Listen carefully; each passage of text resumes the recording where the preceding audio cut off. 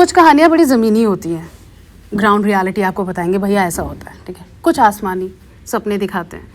ये बड़ी रियलिटी मतलब रियल स्टोरी है लेकिन आसमान में है। ज़मीनी कहानी आसमान में, रनवे 34।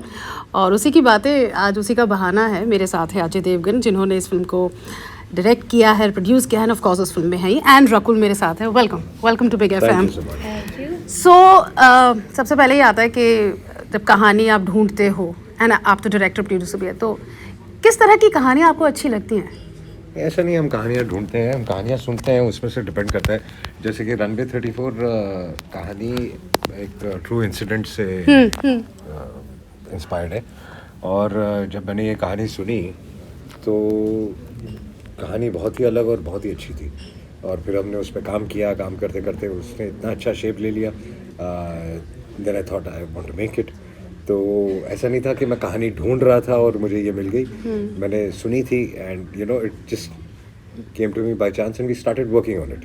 बट हर कहानी के साथ ये नहीं होता ना, इस फिल्म को मैंने ही डायरेक्ट करना है। नहीं, बिल्कुल नहीं, ऐसा नहीं ना? होता, ऐसा नहीं होता। लेकिन कई बार क्या होता है, कुछ कहानियाँ आपको इतनी अच्छी लग जाती हैं और उसके बाद आप उस पर खुद जब काम करने लग जाते हो तो आप इतने इन्वॉल्व हो जाते हो, then you want to make it. Well मैं भूल गई, मुझे एक्चुअली शुरू में ही आपको कंग्रेचुलेट करना था।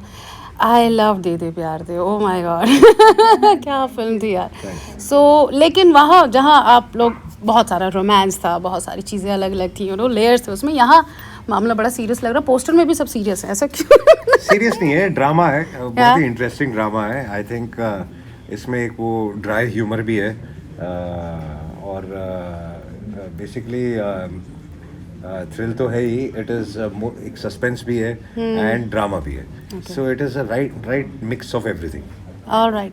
अच्छा रकुल, जैसे ये अगर कहानी की बात करें, जैसे उन्होंने कहा कि हाँ मतलब वो प्लेन है, सब कुछ है, वो कहानी है, लेकिन उसके अलावा एक इमोशन मतलब ह्यूमन एंगल भी होगा स्टोरी में, ऑफ कोर्स वही होगा। Basic story is about turbulence in life. Okay, चाहे वो हवा में हो चाहे ज़मीन पे हो, तो आप उसे कैसे टैकल करते हैं। लेकिन जैसे मुझे बस एजुकेट कीजिएगा इस बारे में कि जब हम किसी प्रोफेशन के बारे में कहानी बनाते हैं तो कहीं ना कहीं उनके एक अपने टर्म्स होते हैं। अब मुझे उड़ाना है जहाज, लेकिन मुझे पता नहीं जहाज कैसे उड़ेगा।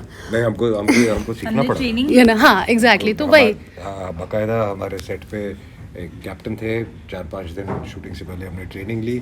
उसके बाद फिर हमने I wanted to keep it very real, तो जो भी कॉकपिट हमने लगाया था उसमें सारा इक्विपमेंट सब कुछ एकदम रियल था।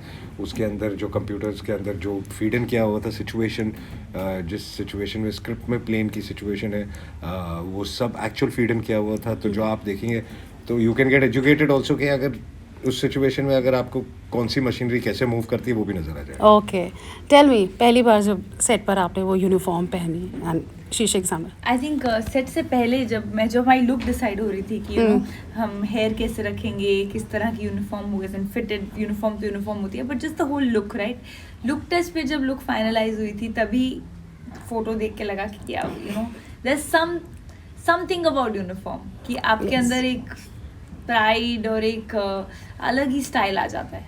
एंड यू नो ये एक प्रोफेशन है, जैसे आप किसी भी बच्चे से उठा लीजिए, एस्ट्रोनॉट और पायलट सब बनना चाहते हैं। हाँ, यू नो कहीं ना एस्ट्रोनॉट बनना चाहती थी बचपन में, पायलट तक नहीं पता, मुझे लगता था एस्ट्रोनॉट बनेंगे सीधा। आपका तो ऐसा कोई भी नहीं था ना, यू वर वेरी क्लियर। इसलिए नहीं था because I was part of the industry, but मुझे याद है कि मेरे बचपन में दोस्त थे, उनके दो के फादर पायलट्स थे और मुझे बहुत कूल लगते थे जब वो यूनिफॉर्म पहन के निकलते थे या जब आते थे। और जब मेरे दोस्त आके बोलते थे oh my dad's come to London, he is got this my dad, छोटी gifts. It is a fascinating, it is a very glamorous job. But उसके साथ साथ फिल्म करते करते और फिल्म की स्क्रिप्ट पे काम करते करते रियलाइज़ हुआ कि मेंटल प्रेशर उन पे जो होता है वो हार्डली किसी को समझ में आता है। ये जो हमारी फिल्म भी एक इंसिडेंट पे है, मैंने काफ़ी कैप्टन से बात की है और उन्होंने कहा कि हर आते दिन ऐसे इंसिडेंट होते रहते हैं, लेकिन हम उसके बारे में बाहर बात नहीं करते, एक तो। और दूसरा, आप जब पीछे बैठे होते हैं तो आपको ऐसा लगता है हल्का टर्बुलेंस चल रहा है या कुछ चल रहा है, तो एक्चुअली कॉकपिट में क्या हो रहा है आपको कभी पता नहीं चलता। कभी गलती से अगर एक सिग्नल भी या एक बत्ती भी जल जाती है किसी साइन की जो कि नॉर्मली नहीं जलनी चाहिए, तो बोलते हैं हमारी हवा निकल जाती है कि यार अब क्या हो गया, कुछ गड़बड़ तो नहीं होगी प्लेन में। तो वो जो मेंटल प्रेशर है वो कितना होता होगा वो भी आप सोचिए। एंड इट्स एक्चुअली ये बड़ी खूबसूरत चीज़ है कि हम जो कहानियाँ सुनाते हैं, हमें हर किसी की कहानी सुनानी चाहिए, मतलब कि बिल्कुल, वो क्या बिल्कुल, फील करते हैं. बिल्कुल, इट्स वेरी बिल्कुल. एंड एक चीज़ जो एक्टर होने की सबसे अच्छी होती है, आप कुछ भी बन सकते हैं, Correct. You know. तो चलो आपको सबके पर्सपेक्टिव से बात समझ आती है. एग्जैक्टली, यू नो, अपने अच्छा यूनिफॉर्म की बात करें तो मतलब मैं ऐसी, मुझे याद आ रहा था कि आपने जब भी बच्चन साहब के साथ काम किया है, हम किसी से कम नहीं हटा दो या सत्याग्रह हटा दो, ज्यादातर फिल्मों में आपने यूनिफॉर्म पे कोई ना कोई यूनिफॉर्म नहीं, पहनी ऐसा है. नहीं है. खाकी भी हटा दो, 1 या 2 फिल्मों में पहनी है सिर्फ.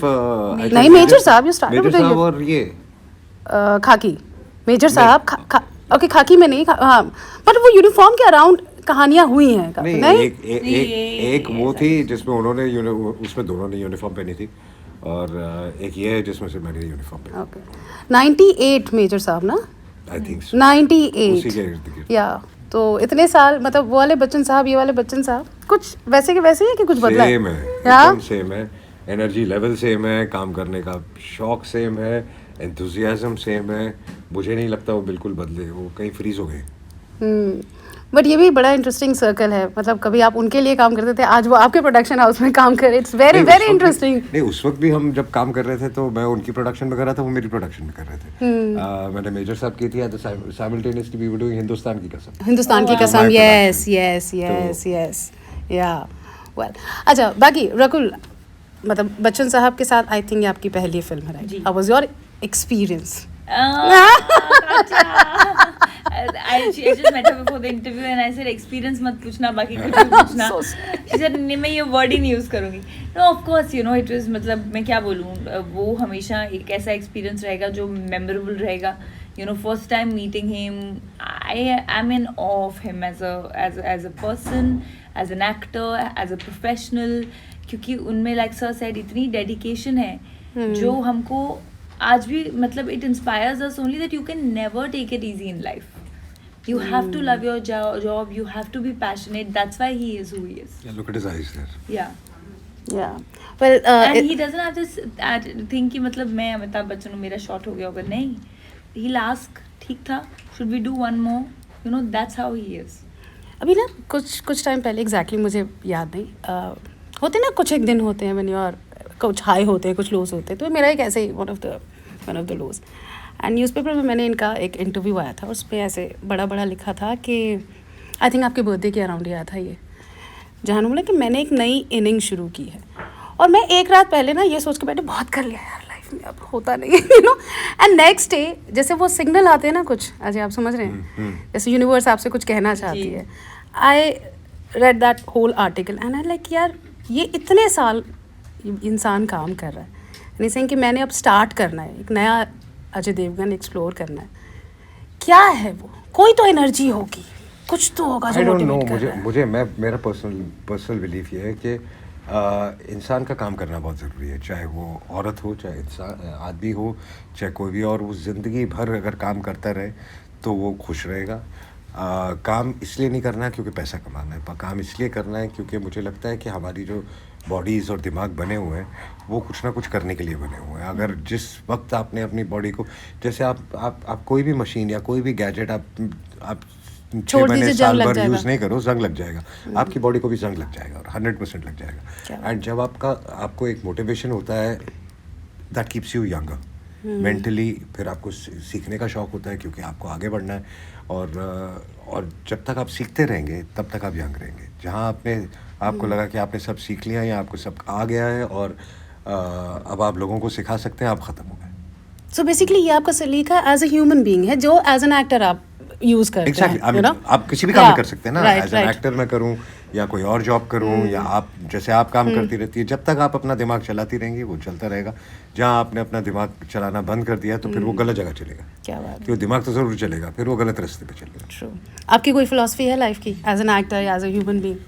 No, I just feel like sir said, I also agree कि काम करते रहना चाहिए, और आपका काम जैसे मेरे ट्विटर का हेडर है, build a life you don't need a vacation from. तो Okay. आपको मंडे ब्लूज मुझे समझ नहीं आता कि लोगों को क्यों होते हैं, अरे यार मंडे आ गया काम कर चाहिए. क्योंकि अगर आपको वो फीलिंग हो रही है ना, तो आपको अपना काम बदल देना चाहिए, या ऐसा कुछ ढूंढो जो करते हुए आपको मजा आए. Life is not meant to take stress, you know. I mean, we as humans have a tendency कि stress ना हो तो लगता है normal नहीं है, नहीं वो हमने given कर दिया है. Enjoy your life, enjoy your work, you know, live every moment. बड़ी सादी है जी जिंदगी, बहती है हवा कभी भी बड़ी सादी है जिंदगी. कॉम्प्लिकेट कर लेते हैं. या सो ट्रू. ऑलराइट, रनवे के बारे में कुछ और बताइए मुझे. क्या, जैसे आपने बताया कि थ्रिलर है, इमोशनल है, सब कुछ है, कॉमेडी है ना? ड्राई ह्यूमर मैं कहूँगा. ओके. इन जगहों पे ऐसा नहीं है कि कॉमेडी सीन्स है फिल्म में, बट आम जब वन लाइनर्स जब बात करते करते जो एक सटल ह्यूमर आता है वो है. अच्छा, ये कैसे प्रोड्यूसर है? और मेरे पास बहुत पैसा खर्च करो, तुम कोई टेंशन नहीं. नहीं प्रोड्यूसर तो सेट पे आते ही नहीं है. सेट पे खाली डायरेक्टर और एक्टर दिखते हैं. And producer I think he's I mean, we never witnessed that side to him. Everything was so smooth. No, it was very planned. It was planned. If you're planned, मुझे लगता है कि हर script की एक demand होती है budget की. वो आप बजट फिल्म में लगाइए और एक पैसा वेस्ट मत कीजिए. दिस इज़ वेरी इंपॉर्टेंट, क्योंकि फिल्मों को बजट में बनाना बहुत ज़रूरी होता है. और कुछ फिल्में ऐसी होती हैं जो एक सर्टेन ऑडियंस के लिए होती है. कुछ फिल्में ऐसी होती हैं जो कि आप हर किस्म की ऑडियंस के लिए होती हैं. तो आपको हर सब्जेक्ट का एक बजट होता है. वो बजट पकड़ के चलना पड़ेगा कि ये फिल्म इतने ही बजट में बननी चाहिए क्योंकि इसका बिजनेस यहीं तक पहुंचेगा, या ये फिल्म इतने बजट तक बनानी चाहिए क्योंकि इसका फिल्म हर जगह पहुंच सकता है. So it all depends on budget to budget. But to add to that, उसका मतलब is proper planning. And you know, it's proper planning, and ये नहीं कि budget cutting करने के लिए, you know, people have to. No, budget cutting नहीं करना चाहिए. Never. Like that's one thing. I think my entire team was also so happy with everything because we shot in very odd conditions through COVID. The film was shot in a major COVID time जब खुला ही था. So more protocols, more things to be taken care of, but everything was so smooth. Yeah. It was amazing. आपने कहा था अलग अलग stories के लिए अलग अलग बजट होता है. वैसे ही एक बड़ा अच्छा टाइम भी चल रहा है कि यहाँ ना हर स्टोरी के लिए ऑडियंस भी है. बिल्कुल. हर स्टोरी के लिए बहुत ऑडियंस अच्छी बात है. जो बहुत अच्छी बात है. और ऐसा ही होना चाहिए. उससे सबसे ज़्यादा फायदा हमको है, ताकि हम अलग अलग किस्म की कहानियाँ बना सकते हैं. कई बार हम पे ब्लेम डाल दिया जाता है, यार ये एक ही किस्म की कहानियाँ बनाते हैं ये लोग. वो इसलिए बनाते हैं क्योंकि तब हमको लगता था कि यार इसी किस्म की फिल्में चलती हैं, ऑडियंस कोई और कुछ और एक्सेप्ट नहीं कर रही. अब ऑडियंस ने बहुत कुछ एक्सेप्ट करना शुरू कर दिया, तो हमने अपने दायरे खोल दिए हैं कि यार अब हम अलग अलग चीज़ें बनाएंगे क्योंकि ऑडियंस एक्सेप्ट कर रही है. क्योंकि अल्टीमेटली फिल्में तो आप उनके लिए ही बनाते हैं. राइट. नहीं, ये एक्चुअली बहुत अच्छा दौर है. हर स्टोरी के लिए आपके पास सुनने वाले कान है. बहुत बढ़िया. एक लास्ट क्वेश्चन, मतलब उसके बाद कुछ है बट सीरियस वाला लास्ट क्वेश्चन. या सीरियस वाला. अच्छा, सीरियस तो क्वेश्चन सही है. नहीं ना, नो यार, मज़ा आ रहा था मुझे. ओके, सो लास्ट ये कि इतने साल 91 ना, क्या कुछ देखा आपने बदलते हुए? 91 से यहाँ तक बहुत कुछ बदल गया.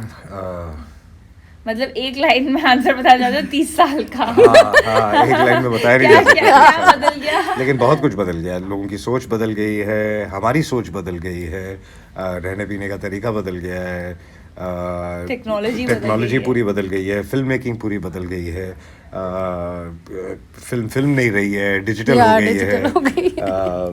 पहले हम काम करते थे तो बेचारी हीरोइनों को कपड़े भी चेंज करने पेड़ के पीछे वो चादर लगा कर, यार मुझे जो उनका स्टाफ होता था वो तो ठीक है, they wanted to go to the loo also, bathroom also, तो वो चादर पकड़ के अब सब कुछ वहाँ कहाँ से कहाँ आ गया है. गर्मी हुआ करती थी, so hot and you don't know where to sit and you used to sit under reflectors and you know those small this thing. AC नाम की कोई चीज़ नहीं होती थी, तो दूर से पंखे मारे जाते थे. इसलिए बाल उड़ते थे इतने. लेकिन एक चीज़ जो आपको ऐसा लगता है कि ये नहीं बदलनी चाहिए थी, जो मुझे लगता है कि बिकॉज बहुत सारी चीज़ें आ गई हैं, जैसे वैनिटी वैन्स आ गई हैं, कॉर्पोरेट हो गया पूरा, जो कि बहुत अच्छी चीज़ है, काम के लिए बहुत अच्छी चीज़ है, प्रोफेशनली बहुत अच्छी चीज़ है. बट कुछ हद तक एक वार्मथ भी ख़त्म हो गया. जब ये सब चीज़ें नहीं थी तो पूरा यूनिट एक साथ एक टेबल पे खाना खाता था. पैकअप के बाद सब बैठ के चिल करते थे. मोबाइल नहीं होते थे, तो अगर हम आउटडोर में होते थे तो देखते थे रात को पैकअप के बाद सब एसटीडी कॉल करने जाते थे कि आज हमारा लगेगा या नहीं लगेगा. आधा यूनिट लाइन में खड़ा होता था, मेकिंग कॉल्स. या I remember in Ooty also, hotel से निकल के, because that time hotel STD calls were very very expensive. So they were like 10 times. So So we used to go down. Right. There was a post office. तो वो post office में आधा unit वहाँ खड़ा रहता था बेचारा phone लगाने के लिए. एक महीना फ़ोन नहीं लगता था. तो मनाली पर 1 month फ़ोन नहीं लगता था. अगर आप 1 महीने के आउटडोर पे गए, आपका गलती से महीने में एक बार कहीं फ़ोन लग गया, used to book lightning calls and things like this, फिर भी नहीं लगता था. इंटरेस्टिंग. मतलब सिटी टू सिटी फिर भी लग जाता था, but in places like Manali बिल्कुल नहीं लगता लगता ही नहीं था. Beautiful. But that's true. I think people in general, that warmth ना. हाँ, तो वो वार्मथ कम हो गई digitalized- क्योंकि पहले क्या सब मिलके सब काम करते थे, अब सब अपनी अपनी दुनिया में रहते हैं. इवन फैंस भी बदल गए. पहले अगर हम हैं दीवाने हैं तो भाई दीवाने तुम बोल के देखो कुछ. हाँ, बिल्कुल. You know, आज वही आपको फॉलो कर रहे हैं, ट्रोल कर रहे हैं, समझ ही सही नहीं बात आता. है, सही बहुत कुछ बदल गया. बट एक चीज़ नहीं बदली है, वो है आपकी आंखें. So thank you so much. बहुत मज़ा आया जी बात करके. Thank you Thank you so so much. Thank you. 92.7 Big